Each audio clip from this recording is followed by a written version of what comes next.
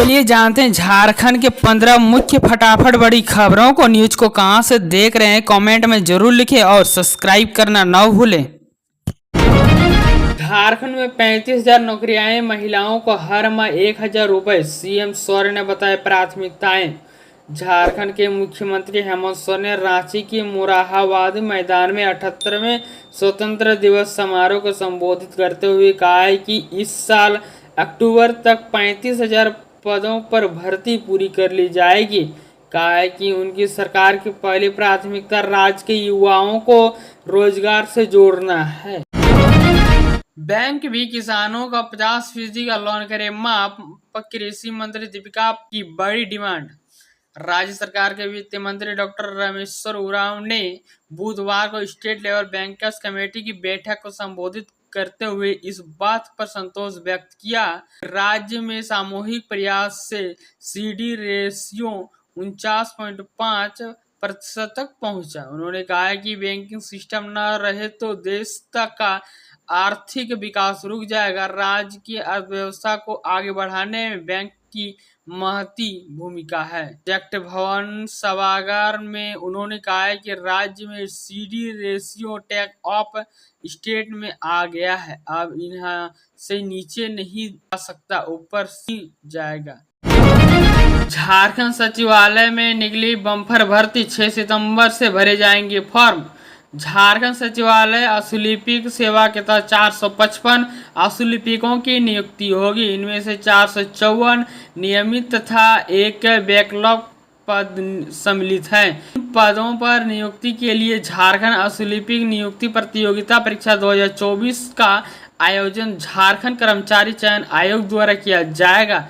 आयोग ने बुधवार को इसका विज्ञापन जारी कर दिया गया है, जिसके तहत इस परीक्षा में सम्मिलित होने के लिए 6 सितंबर से 5 अक्टूबर तक ऑनलाइन भरे जाएंगे। किए जाने वाले ऑनलाइन आवेदन में किसी प्रकार का संशोधन 7 से लेकर 10 अक्टूबर तक होगा। इस परीक्षा में सम्मिलित होने के लिए संबंधित कौशल योग्यता के साथ साथ स्नातक उन्नत होना अनिवार्य होगा। बोर्ड और निगमों को लेकर झामुमो कांग्रेस में मतभेद नहीं, सीट बंटवारे के साथ ही हो जाएगी डील। झारखंड के सत्ताधारी गठबंधन में झामुमो और कांग्रेस एक साथ ही राज्य में शेष बचे बोर्ड एवं निगमों का बंटवारा करने पर सहमत हो गए हैं। इनमें से राजद के कार्यकर्ताओं को सदस्य के रूप में जगह मिल सकती है। गठबंधन के दोनों प्रमुख दलों के शीर्ष नेताओं की सहमति के बाद इसे मूर्ति रूप दिया जाएगा। झारखंड राज्य अल्पसंख्यक आयोग को लेकर यही प्रक्रिया चली है। इधर महिला आयोग और समाज कल्याण बोर्ड जैसे संस्थानों के अध्यक्ष एवं सदस्यों का मनोनयन होना अभी बाकी है। दोनों में एक कांग्रेस और एक झामुमो के हिस्से में आना है। कांग्रेस सूत्रों के अनुसार विधानसभा चुनाव को लेकर सीट बंटवारे के क्रम में ही इस पर निर्णय हो जाएगा। दुमका और गोड्डा को भी बांग्लादेशी घुसपैठिए बना रहे शरण स्थलीय बीजेपी सांसद निशिकांत दुबे ने जताई चिंता। क्राइम ब्रांच के एसपी के पत्र के बाद संथाल परगना में बांग्लादेशी घुसपैठ को लेकर चिंता बढ़ी है। साहिबगंज और पाकुड़ के बाद अब गोड्डा में भी बांग्लादेशी घुसपैठियों की मौजूदगी की आशंका जताई जा रही है। हाल के दिनों में यहां बांग्लादेशी के सीमावर्ती जिले मुरीदाबाद, मालदा, 24 परगना आदि से बड़ी संख्या में लोग आए हैं। निशिकांत दुबे ने कहा है कि इसकी जांच नहीं हो रही है। उन्होंने कहा है कि फर्जी तरीके से आधार कार्ड बनाकर घुसपैठियों ने मुस्लिम बहुल इलाके में शरण ले रखी है। गोड्डा शहर के नगर थाना से सटे मोहल्ला आसनबनी, शहीद महगमा के मोहनपुर, बसंतराय, महगमा, ललमटिया आदि जगहों में घुसपैठियों के बरसने की आशंका है। झारखंड में हॉकी मैच के दौरान बिजली गिरने से 3 खिलाड़ियों की मौत, 5 लोग घायल। झारखंड के सिमडेगा जिले में बुधवार शाम को हुई एक दर्दनाक घटना में हॉकी प्रतियोगिता के दौरान आसनबनी बिजली गिरने से पेड़ के नीचे खड़े 3 खिलाड़ियों की मौत हो गई जबकि 5 लोग घायल हो गए हैं। यह घटना उस वक्त हुई जब गांव के स्कूली मैदान में हॉकी प्रतियोगिता का सेमीफाइनल मैच खेला जाना था और उसे देखने के लिए सैकड़ों लोग वहां पहुंचे थे। इसी दौरान बिजली गिर गई। झारखंड के पारा शिक्षकों की नाराजगी बरकरार, माननीय में 2000 रुपए की बढ़ोतरी को ठुकराया। झारखंड के पारा शिक्षकों ने 2000 रुपए माननीय बढ़ोतरी के शिक्षा विभाग के प्रस्ताव को ठुकरा दिया है। पारा शिक्षक वेतनमान के समतुल्य मानदेय बढ़ाने की मांग पर अड़े हैं। शिक्षा मंत्री वेदनाथ राम की अध्यक्षता में शिक्षा विभाग के पदाधिकारियों और पारा शिक्षकों के प्रतिनिधिमंडल के बीच हुई वार्ता में माननीय बढ़ोतरी पर अंतिम सहमति नहीं बन सकी। अब रक्षाबंधन के बाद फिर से वार्ता होगी और माननीय बढ़ोतरी पर मंथन होगा। झारखंड मुख्यमंत्री मैया सम्मान योजना 18 अगस्त से शुरुआत, वाहनों को देंगे रक्षाबंधन की सौगात। 20,37,754 खाते में भेजेंगे पैसे। झारखंड मुख्यमंत्री मैया सम्मान योजना को लेकर सीएम ने समीक्षा बैठक। रक्षाबंधन से ठीक पहले राज्य की बहन बेटियों को सीएम हेमंत सोरेन की सौगात देंगे। 18 अगस्त को पाकुड़ में रहेंगे। यहां से वह झारखंड मुख्यमंत्री मैया सम्मान योजना की शुरुआत करेंगे। इस दिन चयनित लाभों का बहन बेटियों के खाते में योजना की पहली किस्त 1000 रुपए ट्रांसफर किए जाएंगे। इस योजना को लेकर आज सीएम हेमंत सोरेन ने मोरहाबादी में झंडोत्सव के बाद अधिकारियों के साथ अहम बैठक की। इस अहम बैठक में मुख्य सचिव एल जानते, मुख्यमंत्री के अपर मुख्य सचिव अविनाश कुमार, महिला बाल विकास एवं सामाजिक सुरक्षा विभाग के सचिव मनोज कुमार तथा सूचना एवं प्रौद्योगिकी सचिव विभ्रा भाल और वीडियो कॉन्फ्रेंसिंग के माध्यम से विभिन्न जिलों के उपायुक्त भी शामिल हुए। झारखंड के राज्यपाल संतोष कुमार गंगवार ने किया ध्वजारोहण। 15 अगस्त यानी बीते कल भारत अपना 78वां स्वतंत्रता दिवस मना रहे थे। स्वतंत्रता दिवस पर झारखंड के राज्यपाल संतोष कुमार गंगवार ने झारखंड की उप राजधानी दुमका में ध्वजारोहण किया। स्वतंत्रता दिवस पर अपने संबोधन की शुरुआत संतोष कुमार ने जय जोहार के साथ किया। झारखंड वासियों को 78वें स्वतंत्रता दिवस की बधाई और शुभकामनाएं देते हुए राज्यपाल ने कहा कि बीते कल के दिन देशवासियों के लिए बहुत ही गर्व का दिन है। बीते कल के दिन भारत के सदियों की गुलामी के बाद ब्रिटिश दस्ता में मुक्ति पाई थी।